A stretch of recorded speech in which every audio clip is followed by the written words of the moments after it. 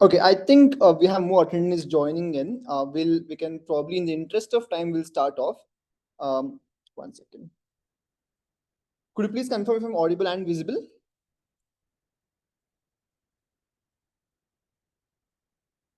Can someone quickly confirm if I'm audible and visible? Okay, great, fantastic. First of all, thanks for joining in. We've had a fantastic 2 sessions so far, where we covered all the way from ideation and market research, etc. And I think it's time that we finally jump into building an MVP and scaling the MVP up and putting it out and testing it in the market. And I absolutely don't know anyone who is better to this than Mr. Nikhil here. Based on our conversations back in the national competition, first of all, what he has done over the decade is simply superb. The whole journey of building Solarsquare, and now it's probably one of the leading companies in this space in India. And we're super grateful to have Nikhil here. He'll Thank take you. Thank you, Lakshay. yeah. Thanks, Nikhil. Thanks a lot for joining in. Mr. Nikhil will take you through a whole very personalized journey, fantastic one at that. All the way from building MVP, putting it out in the market, getting that testing, getting and scaling it up. And of course, I mean, there's no better, there's nothing better than hearing it from someone who has been there, who has done that, right? And it's a very tough industry to crack as well. So we all hope you enjoy the session, take away something meaningful, and of course, this will carry on to your next sessions as well.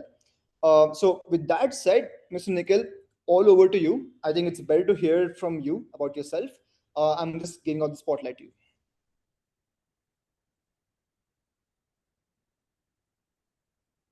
Just give me a thumbs up whether my screen is visible to everybody and am I audible enough? Perfect, guys. So very warm good evening to everybody who is attending today's webinar.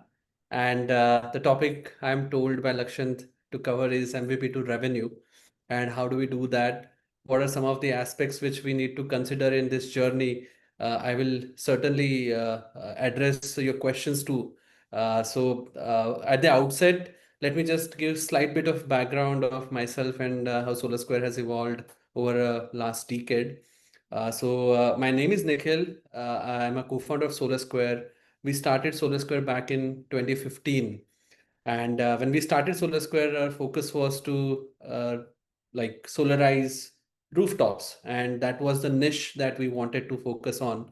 And that even today, since last 10 years, we have been focusing on our niche. When we started, our focus was on B2B segment, where our customers were commercial industrial customers. And eventually, in 5 years, by 2020, we pivoted to a B2C company. And the journey thereafter is rewarding as well as very exciting. So I'm going to talk about that journey also today. I'll cover some of the things which you probably can take home and correlate it with what we actually also tried doing over last 3 to 4 years in this MVP to revenue journey. So Solarsquare was a three-member team back in 2015. We had a presence in small city, say a city of Madurai, where we started. And a very small project is where we started our journey. From the three-member team, our team has grown to 40-member team until 2020. And from 2020, when we pivoted to B2C, the team has grown to now a 2000 plus member team, where we have a presence across North, South, and West of India with almost 20 cities seeing dedicated operations, sales and after sales engine, which are working day in, day night. So we'll talk about how we did that, where we could have done better, what were some of our learnings, and probably that can help some of the budding entrepreneurs who are there on this call. So at the outset, I would love to take a small poll and I would love everybody to please participate. Lakshant, we are ready with the poll. Nikhil, how we're going to go about it is that we're going to put the poll on the WhatsApp group where we have the participants, and we'll let you know what's the reply. Okay. Perfect. Okay. So Sure. the We'll get the question, first poll. Yeah. yeah, the question here is that if you had to sell your product to a stranger today, what is going to be your preferred pricing strategy? There are four options. I think Lakshnath is going to put this question on the WhatsApp immediately. And the four options are: A, we just want feedback right now. B, we're selling at discount because it's early, it's buggy. C, we charge enough to cover our server or resources cost. And D, we charge full price based on the problems that we are solving. Is the question clear? If you were to sell your product or a service to a stranger, what's going to be your pricing strategy? Lakshan, please let me know once the replies are in. Sure, Nikhil, sure.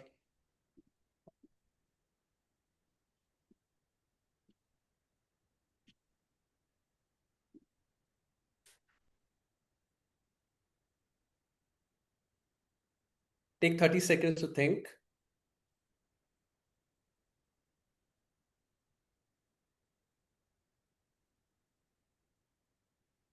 You may be in different stages of building your business, but this is a $1 million question. We are talking about how do you earn?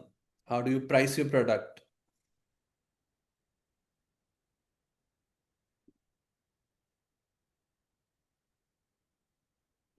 Do you have enough replies, Lakshant? We'll just probably wait 10 more seconds and we'll get back. Okay, perfect. Hope you have zeroed down on your answer.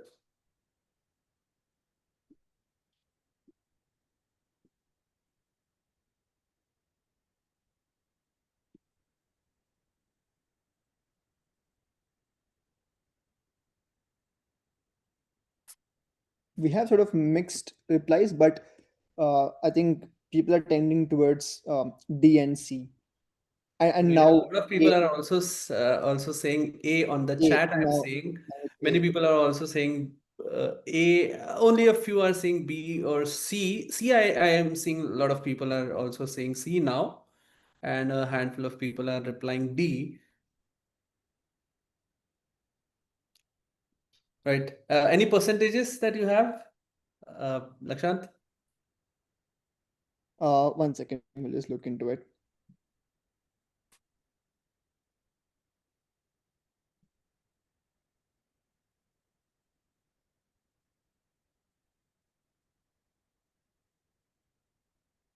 All right. By the time the poll result comes out, there's an interesting revelation which I'm going to do across all the four options, because we are in different stages of building our own businesses right now. We are probably thinking about building a product, but building a product into MVP stage and then thereafter like building the business. These are two different things which we will focus on in time to come. But people who have actually given answer A, we just want feedback right now. Guys, for now it's okay, because this is your answer, then it's like you're selling for beta product now, where your anticipation is please like me or please give me feedback. The feedback will be on your hobby and it will give you a false positive narrative about your product. The second aspect, which is B, where you want to sell at discount because it's early or it's buggy, you feel sorry from inside, right? Because that's where you are going to ask for a discounted price from your customer, where you're going to attract low quality customers, perhaps. And that can also lead to high churn eventually. The third aspect is we charge enough to cover our server. This is called as a cost plus model. But in the cost plus model, even though you are covering your cost up today, you will have certain problem with regards to earning margins sustainably over period. That also means that there is a commodity trap. The services that you are trying to render are getting commoditized, and that's where you are also thinking of building a cost plus model. So options A, B, and C, you can think of like free or beta version or a discounting version or cost plus model. The last one actually hints at something which we are going to double down today a lot, which is value-based pricing, where you are not only going to solve the expensive problems from the consumer's lens, you're not only going to solve the pain points which actually are difficult problem statements from the consumer's lens, but that is also helping you in building your product market fit and eventually helping you generate the revenue. Any reflections on ABCD? How is the percentage? I just want to know the group's current status. Yes, just letting you know the percentage right now. Okay, about 42% are for A, which I Okay, think is not a surprise because the chat says the same. Um, yeah, about 35% about C, which is we charge enough to cover server costs. right. I think those are the majority. We can probably go ahead with that. Perfect. Perfect. So, guys, out of A, B, C, we may be in that phase today, but we have to focus on how do we get to stage D, and what's the roadmap to get to stage D. That's what we're going to talk today. So there are four terms which you are seeing here, right? What is MTP? What is MVP? What is MRP? And what is MLP? Any guesses, guys? MVP everybody knows, but can anybody probably answer what is MTP, MRP, MLP? I'm okay to receive reply on chat. Anybody? Okay, I'm seeing a few replies. So MTP is nothing but minimum testable product, where you have already identified the user's pain and the need. It's a prototype or a concept that you are focusing on here, right? The question that we need to ask on MTP is, do they even care? Does your customer care?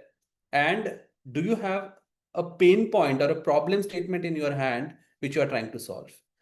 That phase is called as MTP. Is it clear? The second stage is what we all are aware. I think it was also covered in the last session, which is MVP, which is minimum viable product, where you are now thinking about, I know the problem, I know the pain point, I know the need of the customer. Now let me find what's the solution that can help solve that problem, right?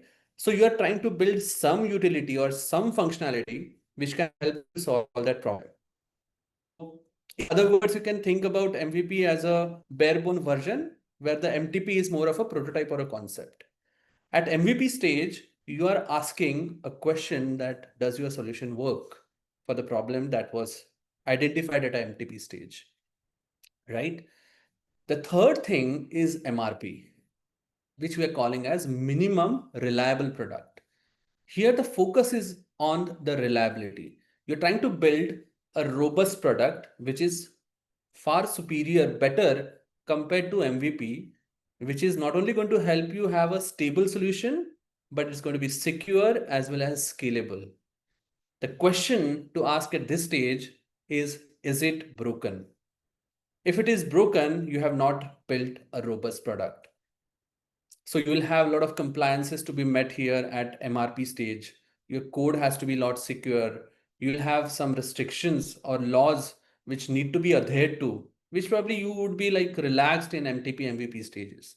But a later half of MRP stage, you'll start experiencing that unless and until you like fix those things, the MRP is not going to be agile. And unless an MRP is achieved, where the traction is what you will feel, you will start experiencing that the customers are coming back to you again and again. There's some level of stickiness that you have tried to develop in the customer's head. That is called as minimum reliable product. And last but not the least is most lovable product, where you are now transitioning not only from solving the problem, but also scaling and building a brand which the customer feels that it's great to use your product. And the question here is that do they prefer you and do they refer you? If they do, then you are bang on, you're there in terms of building revenue for your own company, which is going to be sustainable. So are these terms clear, guys? MTP, MVP, MRP, and MLP. Because a lot of discussion is going to be hinging around these four terms. Let's go slightly deeper on these four terms because I've talked already about what is MTP, MVP, MRP, and MLP, and the questions that are essential to be asked at these stages. let's also understand what's the primary goal of all of these four stages. In the first stage, which is MTP, you talk about validation, right? You want to understand whether the problem is genuine or not, the pain point or need is really genuine or not. At the MVP stage, you have solved it. You have already built some feature, some utility, some function, which is solving that pain point. Then comes the third aspect, which is MRP, where you are now focusing on scalability, the stability aspect, the security aspect that I spoke about. The last but not the least is most lovable product. But now the focus is shifting to how do you bring the delight? Just going above serving the need of the customer to bringing delight in the life of a customer, where there is going to be most lovable product, which is going to be there on the app or probably in the head, or the first word that the customer thinks about is your product. That's the amount of delight. If he meets somebody and asks, oh, how is your solar plant performing? Who installed it? He will be instantaneously saying that, oh, okay, I am very happy. And these are the folks, these are the people who have helped me solarize my home. That's the amount of delight as a service provider, as a product builder, you will expect from the customer. So these are the primary goals which are going to be important from MTP to MVP and then to MLP. How is users' mindset across all of these states? Because in MTP stage, you're still like discovering, you're talking to the people around, probably your friends, your relatives, your acquaintances, or probably some early adopters. They are in a curious mindset right now. So from your lens, your customers are still unaware of what exactly is going to come your way or their way. So you're still discovering, you're still trying to understand what exactly is going to fit. In the MVP stage, your customer is slightly tolerant because now he knows that the functionality or the feature that you have built is tolerant. And tolerant means the needs are greater than his wants, and you're solving those needs well. The third is MRP, where you are seeing trusting. So customers are now expecting quality products from you. And last is fanatical, that customers want some emotional connect, some emotional bond, right? So you see, you're solving a basic product to building trust, to building emotional bonding with the customer. That's the kind of like path that needs to be traversed. And once you start doing this, monetization of or revenue realization is not a dream. It starts coming into reality, right?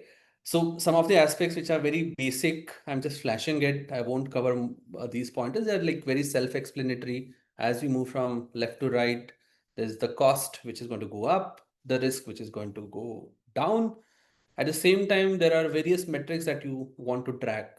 I'll talk about the metrics at the end once again, but as you move from left to right, you need to be very, very cognizant of the fact that the data is going to be important, and data is going to be something that you have to refer every day, right? There have to be like lots of dashboards, there have to be lots of reports that should come your way, which will help you navigate whether you're on track or not.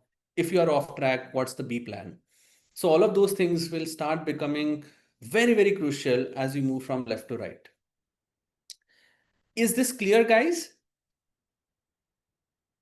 I'll explain something which we did at Solarsquare so that you can correlate to how does this MTP to MLP falls in reality. So at MTP stage, you're seeing that on the left side, when we pivoted in 2020, we simply had a landing page or a website had a small widget which was capturing the leads, right?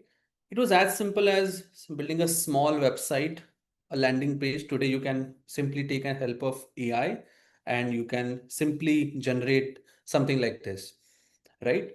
Getting people to visit your landing page, getting people to show interest that they probably would want to buy your product. You will definitely run some campaigns on either Meta or Google, and you'll pay for that campaign. So you'll understand whether there is a interest which is demonstrated by the customer. Of course, you are buying the leads from various sources at this stage. But by spending little, if you are going to get a lead base, which shows that there is some interest which is demonstrated by your probably the customer base that you have thought of who will buy from you, right? So this is a simple MTP version where we have not done a lot of product building. It's a very simple form, and just this form customers are going to visit and they will fill if they are feeling interested. Then you see there is some traction possibility in future. From MTP, the initial phase, you don't have big teams, right? You don't have tech teams, you don't have a lot of resources where you can actually start building a lot of products. So literally we had to also manage all of the things on Excel. Eventually we started doing some low code, no code, but that's what the MVP looked like. Initial 100, 200 projects, even up to 500 if I remember correctly. They were getting tracked on the Excel file itself and 500 per month. And eventually we had to build the product where solarization of a rooftop no further cannot be managed only on Excel or a no-code, low-code platform. Where we started realizing that now is a time to shift from this MVP to MRP. And we started building some systems where we started some hacky apps, very quick ones, but again, the scalability gets achieved over period. But you see some apps got developed during this phase where our channel partners started sending us leads, our customers started engaging through various channels, for example, website, WhatsApp, or we have a call center. So they started approaching us through various channels and means, and then having this integration of all those aspects into a CRM where you are able to now track everything together. That came into existence at the start. Once all of these came into reality, of course, we started realizing that we need to have a lot of internal systems also. A lot of processes need to be set because unless until those processes and those systems are in place, you are not sure on what is happening on lead A versus lead B. Because now you have also started building teams, and for teams to reliably work with each other, you need to have systems which you can reliably show that, okay, this data is correct and people are using that data reliably across the organization, right? And ultimately, when all of these systems are built, the processes get built. And I'm not saying that the processes get built all at once. There will be the curve. You will build some process, that process will get broken. Then again, you'll build some process, that process again can get broken. So it's going to be a cycle, and you'll just keep perfecting it over period. And eventually, you will see you will have something which is close to MLP. We are still not there, but our aspiration is to build MLP, which is most lovable product in our domain, where the customers can simply come on the application, our app, and they can track everything related to their solar power plant. How is the solar power plant generating? How is the saving that he is achieving? We also guarantee savings, by the way, for the customer. Compared to the masses, this was one of the differentiators and the values that we brought to the table for our end customer.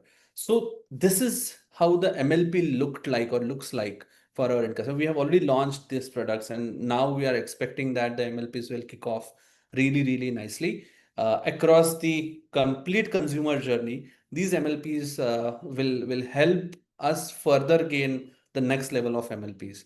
That's the aspiration. We're a Series B company, so the journey from angel investment to Series A to Series B, this is how the product got built at Solarsquare. I'll take second poll so that there is some interaction which we can exchange now. The second poll is about what do you think would be a primary hurdle in transitioning from MVP to monetizing? Okay, I'm going to give you 4 options. Right? MVP isn't feature complete enough yet. Users are there, but we are afraid to ask for money. The third option is don't know. We don't have the ideal customer profile in front of our eyes yet. And the last, we are trying to sell, but nobody wants to buy or nobody is buying, right? Please think for 30 to 45 seconds and I will wait for the reply. Those who are not there on WhatsApp group, probably they can choose to reply in the chat. Sure, Nikhil. I'll just let you know the percentage in about a few seconds.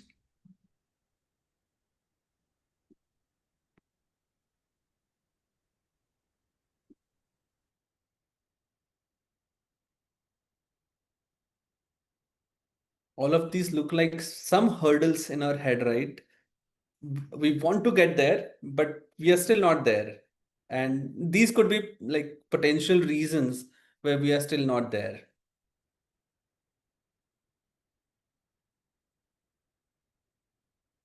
So we'll also try and discuss how are these hurdles getting diagnosed, and what are the probably the potential cures on the diagnosis of these aspects.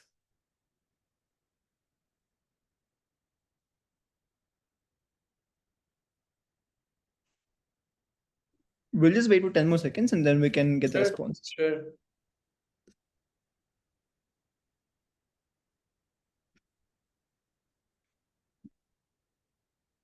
I think way more people responding here than on the poll, but that's all right. Right. That's all right. I think majority, Nikhil. I mean, it's already written here. It's about option C. Don't know the ideal customer profile yet. That's about close to 80% of our responses. So yeah, Okay. 80% people are saying that they are not aware about who is the ideal customer profile. exactly. Yeah. Got it. So, guys, of course, MVP may not be feature complete, gets like woven into like point C also, or point B also is slightly linked to point C too. Uh, but point A is a symbol of perfectionism, right? You don't want to like build an array of features, right? Here we are talking about like solving a very small problem, a small looking problem, which is pain point from the consumer's lens. That's your MVP, right?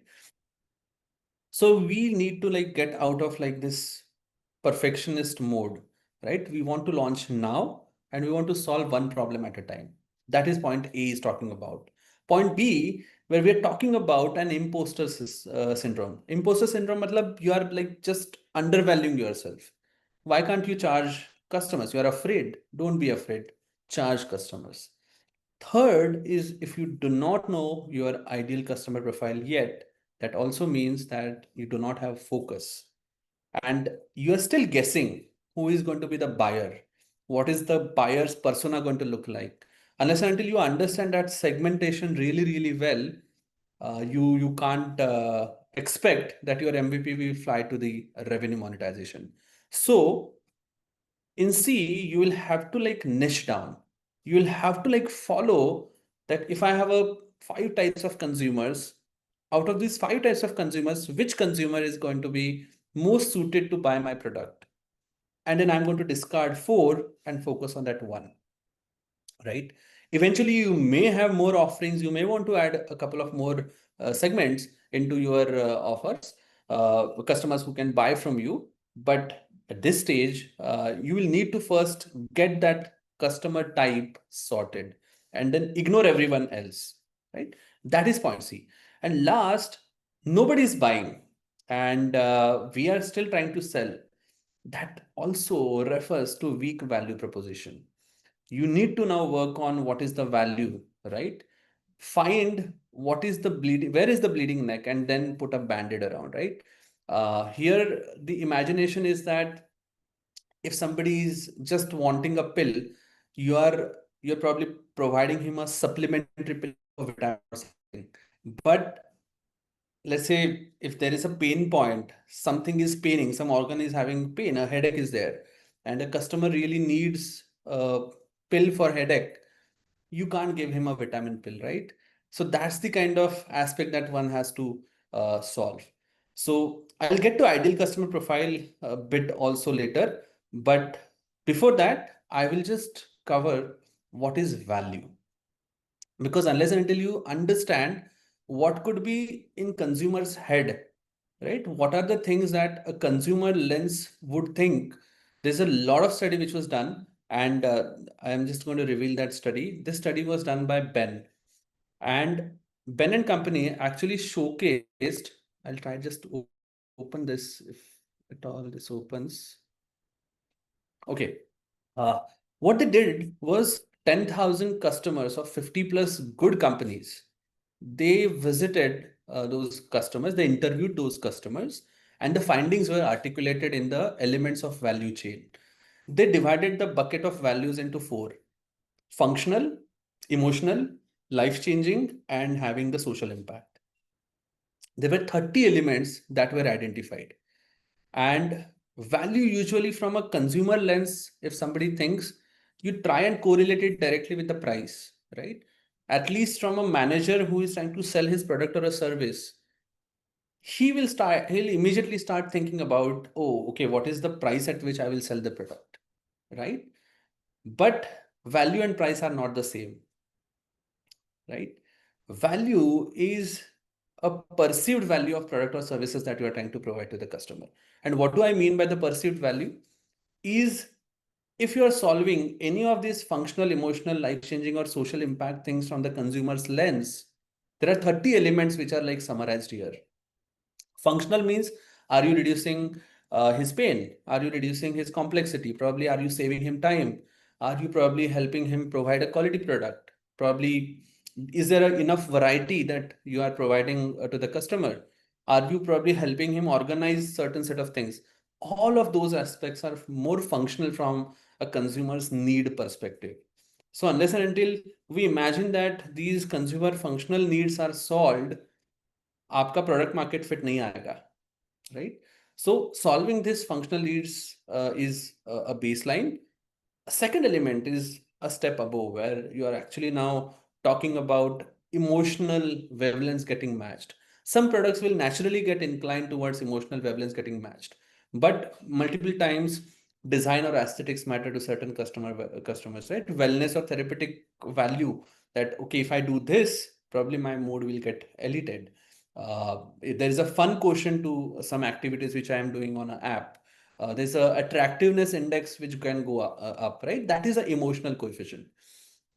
And then when we move to the life-changing, or probably a step above, which is self-transcendence, is where you are actually connecting to the social society at a large, right? Ben, when they invented this feature compass where the elements of value were summarized, they actually divided into two buckets. One is inwardly and second is outwardly, right? Inwardly means customers' own pain points can get solved. It's something getting simplified. Like I told you about saving time, or probably saving money, or probably protecting customer from some potential risk, right? These are some of the inward looking bits.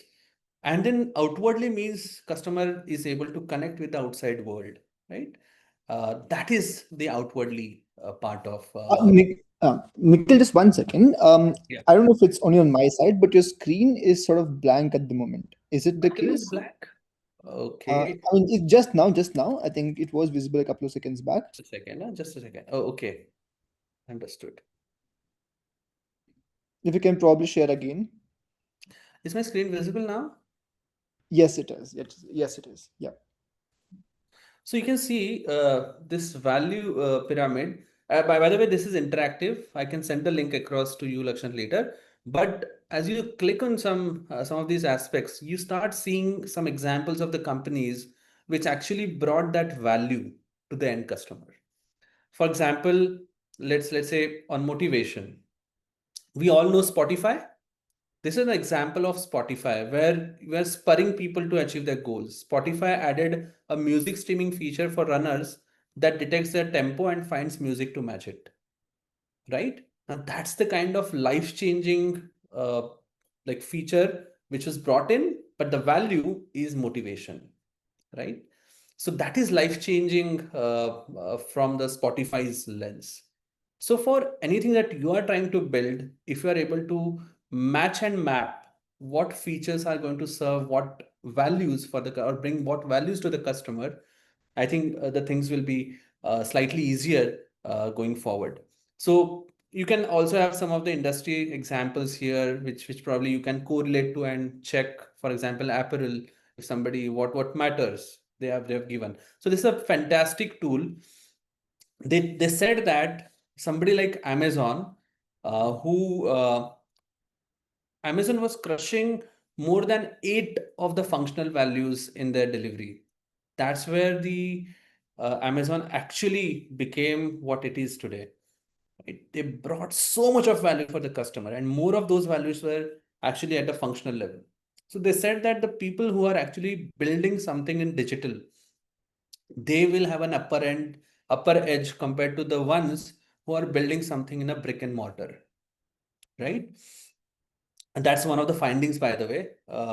And how do people use this pyramid, right? People use this pyramid from this simple lens that, okay, my competition is trying to do something, or I have found that some equivalent companies in the other part of the world, they are trying to do something on lines which we are not doing today. Then we will find out, okay, let me just improve my product or improve my service in a manner I can match up.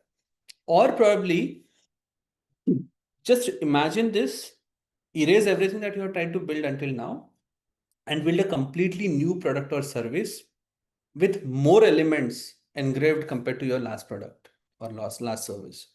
That's how they have tried and solving it, because they say very simply that the values are psychological in nature. They are amorphous and very complex to be understood, and hence is the price point. So this is one very good reference. I seldom visit this site and get inspired. What are the pain points? What are the friction points that we can solve in the life of our customer? And once you solve it, I think people will be more than happy to pay for the services that you can bring to their fingertip. Right? Let me just switch to my presentation. Just a second.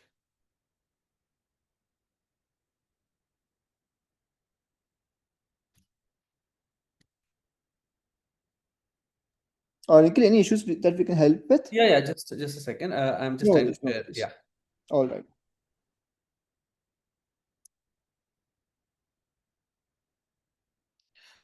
Yeah, just please tell me once my screen is again visible. It's visible?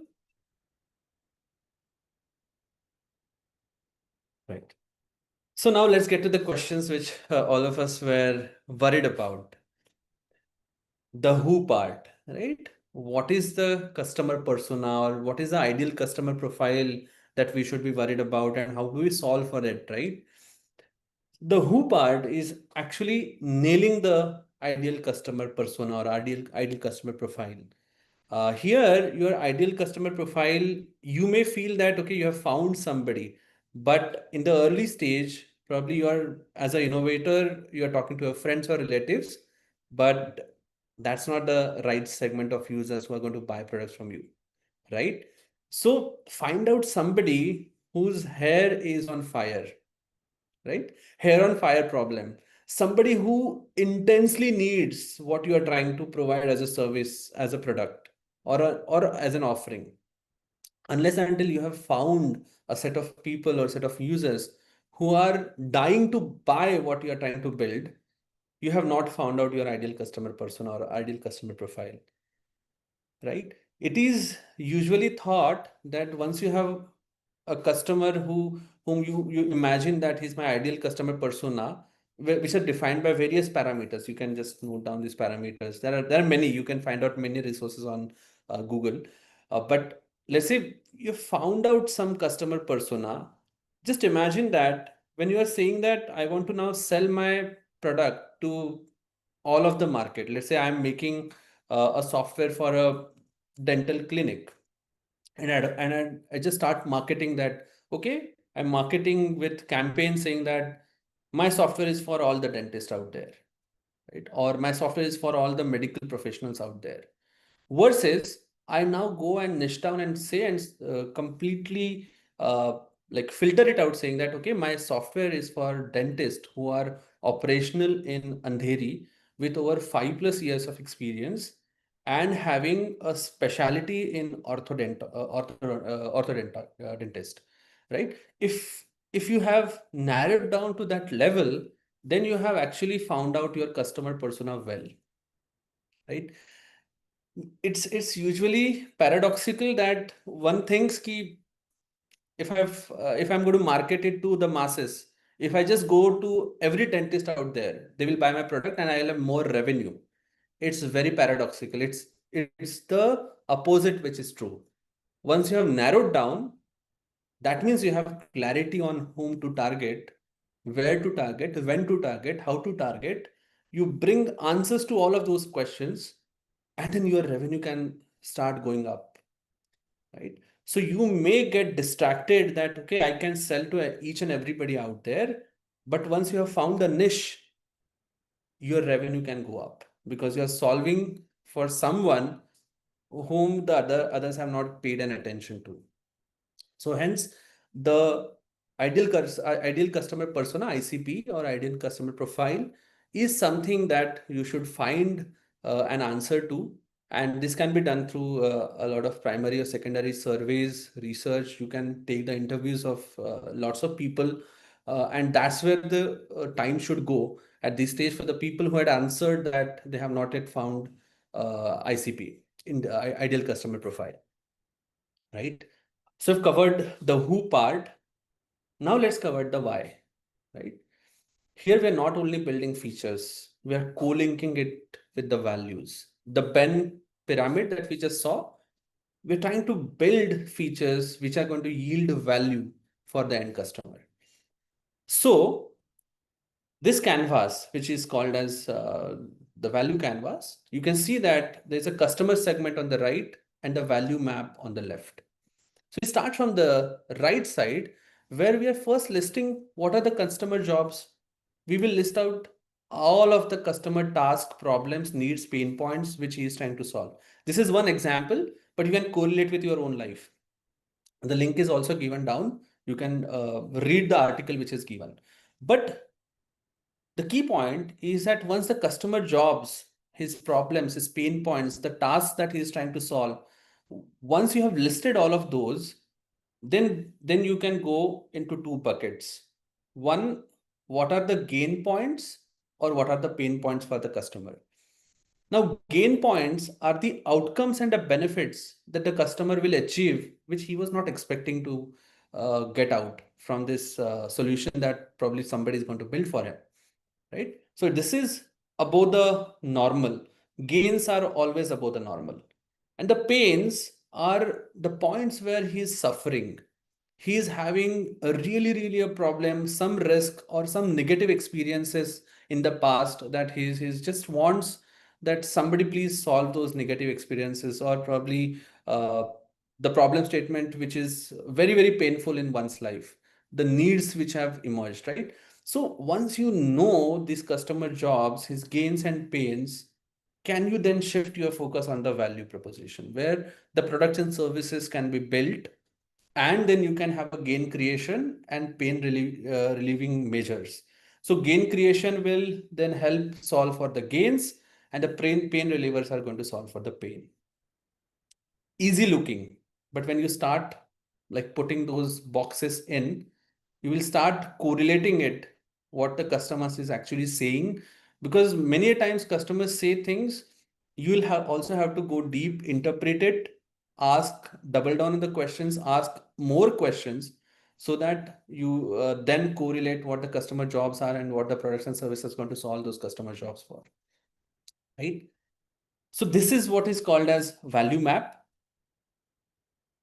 The third is now a very important question, which is how do you decide on the pricing? Because in the early stage, when you are still building your product, how do you structure, right? Either you can end up underpricing your product or offering, or probably you are overpricing. You don't know how to price it at this stage, right? But the art is to also charge your customers as you go from this point.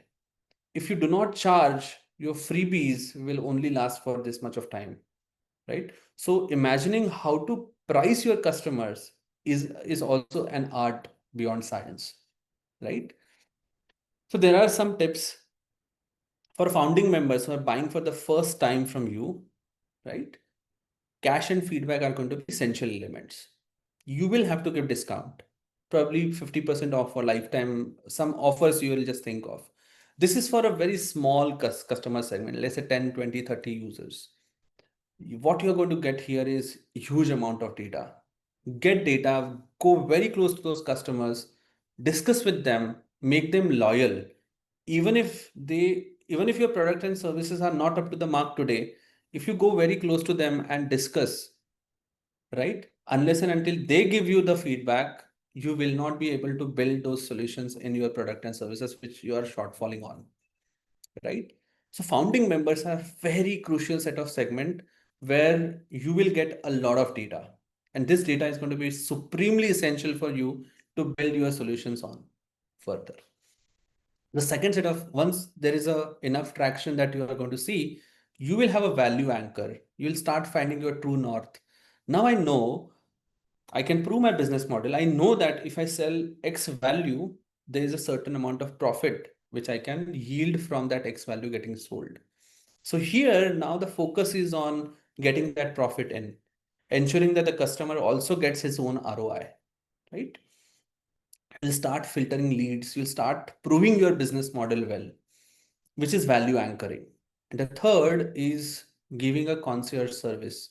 A premium service can be given. Seldom these one, two, three can also get interchanged depending on which business you are in or which business model you're trying to crack. But in the concierge, you are actually trying to solve with a very, very high touch point with the customer, like founding members, right? The goal here is to get cash, solve for your working capital, right? You probably want to get some funding out, right? How do you like ensure that your customers happiness index goes through the roof? Like, do everything that is needed to do that. Even if it's a manual fulfillment, which is mentioned as one of the pointers here, please go ahead and do that. Because unless and until you have enough experience of 10 to 50 people and then 50 to 500 people, depending on again which business you are in, these numbers can change. But once you have cracked this 2-3 step journey, then you would know how can I now position my product from a value angle and then the pricing angle, right? At Solarsquare, we often had a problem with local players, right? There were a lot of unorganized players where we were dealing with in the market. And those unorganized players, of course, did not have overheads or they did not want to give great quality service, etc., to the end customers. And that was exactly the pain point that we identified. It was not vocal from the customer himself, but definitely there were certain indications through the customer communication or the conversations, interviews that we were conducting. We understood that, oh, okay, in this segment, customer is having a trust deficit. There is a lack of transparency overall because the services are not being given and somebody is just trying to position the product at a lower cost than what we were positioning. Once we understood that this is the gap, we completely started changing the way we messaged. The messaging itself changed, and we brought in some products or some services or offerings which were exactly counter to the markets, the then offerings. It helped us achieve the traction and it helped us establish what the customers were wanting in their head, the trust and the transparency aspects getting solved. So we introduced certain solutions to the customer. For example, our unorganized market, they were simply selling solar systems to the customer. They were simply buying panels, buying inverters, and they were installing it on the rooftop. That's about it. Here we took a stab at it that does only the installation of solar power plant matter to the customer? When we ask this question with certain nudges given to the customer, so what if we give you the guarantee on the savings out of your solar power plant? Because the solar power plant is supposed to actually help him reduce his electricity bill. But nobody was talking about that outcome, whether the customer is going to get reduction in his electricity bill, whether he's going to get the saving or not. None of the competitors were even discussing or thinking about giving such kind of a solution or offering to the customer. Now, this is not easy. Giving such an offering also comes back with a lot of computations at your end, whether my product is going to last for such a long period, what quality checks are needed, what are the SOPs, standard operating procedures that I need to institute at my organization, where exactly can the process fail, what systems do I need to put in place so that these processes do not fail. All of those things were back of the envelope calculations and eventually got rolled out as products and services at Solarsquare too. And once we solved all of these back-end pain points, could we go back to the customer and say, sir, Now we can give you something which my competitors will never give you, which is savings guarantee. If your electricity generation from solar power plant falls short, we will bridge you with deficit at 8 rupee. We will pay you back. Now, a local player would not be able to do that because that needed after sales service, which nobody was offering. We saw that opportunity and we started giving after sales service for even the retail solar power plants. Thus, after sales service for big solar power plants was always available. There were many players, but for a retail segment, this gap was always there, and we identified and we started serving that gap in the market. So once you identify what exactly is that problem statement where the customer can get anchored to and starts giving you money or starts valuing the service, which in turn translates to him paying you, the pricing strategy can start looking simpler. So validation to sustainable model and then funding for your future growth. These are the steps that you are going to see in MVP to revenue, right? We started from 4 cities in MP, tried and understanding the customer sentiments in a most amongst the lowest GDP states of India, and eventually from MVP to like serving those 4 cities to expanding into 8 more states and 20 more cities happened over a period of 3 years. Today we are trying to expand into more towns. Tens of those towns we will expand into coming months. So that's the kind of solutioning which is needed even before think about expansion further. Moving on, the who is covered, the why is covered, the how much is covered, but now how do we get there, right? What were some of the early elements that were to be solved, and we saw a lot of value in us helping solve those for the organization was leadership led sales. In the initial phase, if you simply hire people from outside and ask them to go and sell, or probably on the in the online sales model or a revenue model, you try and ask somebody to like own it, versus can you actually, as your senior leadership team or the founders, they will be the ones who will be instrumental in solving the how part. So there is this nice 3 stage, 6 phases, which is given by Seth and Alex here. 3 steps. They call it hustle mode, focus mode, and expansion mode. The first phase, which is hustle mode, is where we are actually trying to find like solutions, acquire first set of customers, where a founder himself, if can sell those first 100,000 to $1 million revenue himself, he will be very, very passionate, right? He will know his own products. He'll be very passionate and he will be very thorough with everything in and around the offering that he has thought to be offered to the customer. Versus you can't really immediately transfer those unless and until the model is proven. Once you have achieved that 100K to $1 million kind of a revenue mark, will you enter into a focus mode? Focus mode is where you start hiring for sales. You start making it predictable, right? So you have people who can now sell as if you were selling probably 3 6 months back. So you started building team. Those teams are now having focus, and once you have reached to next level, where let's say 2 to 3x of what you were trying to solve, or 5x what you were trying to solve, then you go into the holistic expansion mode, where you will have multiple sales hires. You start hiring multiple leaders across the organization. You'll have a sales leader in himself. But at the same time, this hustle mode, focus mode, expansion mode, all of these things will be essential for any founder or a founding team. At least one of them have to own the revenue, the dollar value which is going to come in the organization. Is this clear, guys? The how part, the who, why, how much, and the how. And now, last couple of them, where, right? The engine, right? How are you going to get traction? How are you going to get the leads into your base, right? So of course, the lead generation will start becoming absolutely critical, absolutely crucial when you start building your company. Because now early 30, 50, probably you have just dialed your friends or tell me who can like buy my service. But now scaling up those services to your ideal customer persona whom you don't know yet, whether that person is going to buy from you or not, right? How do you repeatably get those leads in your system? What are the channels through which you will get those leads? What are those multiple channels? You can't expect at the outset that I'm going to have like 10 different channels who are going to give me leads. You'll have to be like finding those two channels which can give you immensely good quality of leads, right?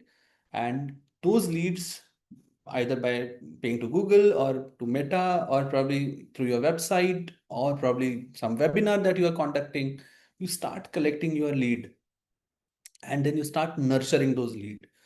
And once you have found out that, okay, I have like now 2 or 3 channels through which the leads are coming my way, which of the channels are most efficient? What's the conversion going to look like? So they call it tofu, mofu, and bofu. Top of the funnel, middle of the funnel, and bottom of the funnel. The funnel looks like this, right? There's going to be filtration which is going to happen at each stage. But if you actually divide, okay, my lead coming via channel 1, via channel 2, and via channel 3, this is how they are going to get filtered, how it is shown on the screen also now in that green funnel. Then you start understanding what is the efficiency of every channel, right? Once you start understanding the efficiency of every channel, obviously you would want to like shut down the channels which are not yielding you great value, right? So out of those 3 4 channels, you will probably shut down 2, only keep 2 on, and that can actually be your hero channels, superhero channels, which can start building you a lead system, an engine which can consistently start giving you the revenue, right? But the same set of customers coming back to your platform, which is the repeat value of the customers coming back to you. That's another way of also looking at how is the stickiness of your offering or a product or a service that you are trying to build. Last but not the least is the what to watch out for. What are some of the guardrails or important factors which I actually spoke at the start also? What's the metric, or what are the other things that you have to watch for? Is the unit economics, right? For example, if you are trying to build certain product and your input cost is X, what is the expected profit margin that you want to achieve by selling that product? Are you achieving it at unit economics level? For every single customer that you sell the product, are you able to make money? That is called as unit economics. And then you start understanding what's the kind of value that you are able to create, right? So I'll just end with one very good story about what is the importance of data in the MVP plus MRP plus stages. Is this story, and it's a real story from World War II. Abraham Wald, which was a Hungarian mathematician who was actually helping the Allied forces. And it's a real story of World War II. You are seeing here a aeroplane, right? And you're seeing a lot of bullets which have hit the aeroplane. Now this Abraham Wald, which was a very good mathematician of the era, people came with problem to him saying that, okay, whenever we are flying our aeroplanes in the German territory, or some attack is happening from their side, and the result is that we are getting blasted with bullets or these bombs, and our aeroplanes have to come back. Now there is a lot of data that is available with us, and based on the data we have studied that there are patterns out of those 30 50 aircraft which have returned. We have found out certain pattern, and Abraham Ball said, okay, please tell me what are the patterns. Now this guy Wald, he was a head of statistical research group, right? Great mathematician of the era. People came to him saying that, all the people who were reporting to him, okay, they came and said that, okay, see, you are seeing the wings, they are bombarded with the bullets. You're also seeing the main body of the aircraft at the center. A lot of bullets have been hit. You're also seeing on the back, the tail of the aircraft, bullets have hit. Now, first principle basis is that we should give more armor here. we should give more protection, and if the protection is given, then the aircraft should be good. Now, this was a proposed solution to Wald. He said, okay, but has anybody worked on calculations? If we put more armor, what's going to be a trade-off? If we put more armor on wings, the weight of the wings is going to go up. If we put more armor on rest of the part of the aeroplane, the weight is going to go up and the flying time is going to reduce. So I don't accept this solution. Everybody were confused, and they started thinking, why is Walt saying so? Walt said, actually, we should not do what you guys are proposing. These portions should not even be thought to be armored. We should simply check two areas, and he spoke about those two areas objectively, saying that, have you checked the cockpit part and the engine part? They said, oh, why? What are you saying? There is no bullet in those areas. Why even you want to like consider armoring those locations? And then he said, out of those 100 aircrafts, only 30 have returned, the 70 have fallen in the field. Has anybody even imagined why they have fallen in the field? Because the cockpit area where the pilot sits, the upper portion is not having armor at all. The engine, they are not having sufficient armor. So if the bullet is actually hitting those areas, the aeroplane is not even coming back. Leave aside the planes which have come back, think about the planes which have not come back, right? Multiple times it happens in our life also that whatever is in front of our eyes, we believe on that data and we start like taking decisions on based on that data.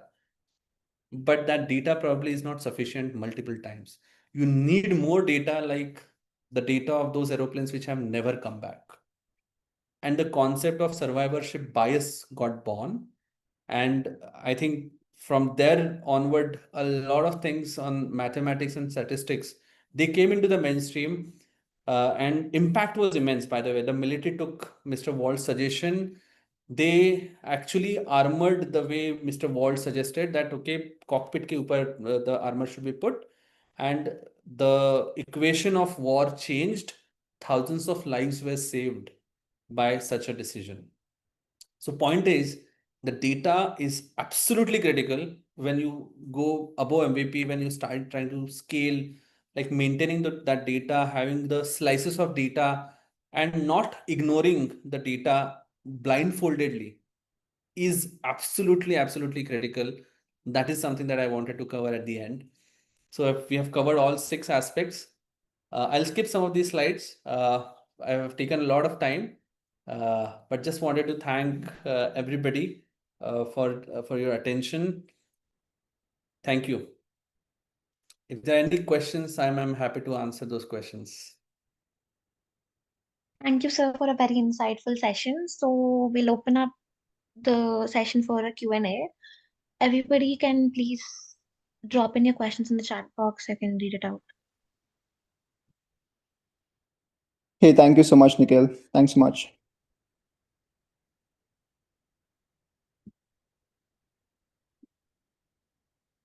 Any questions? Yes.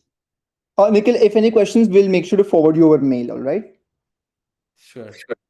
But thanks so much for this. I mean, the feedback I'm already getting on the group that the session was like very insightful. We had about 130 participants at its peak, which is pretty good, like, so I think they all loved this session. Thanks so much, Nikhil. Thank you. Thanks. It was very practical. All right, thanks everyone. We'll make sure we send across your questions to Nikhil as and when they come. Again, thank you so much, Nikhil. We'll hope to stay in touch. We can end the call. Have a fantastic day. See you. Bye Thank you bye. so much. Good evening. Bye, guys. Bye bye.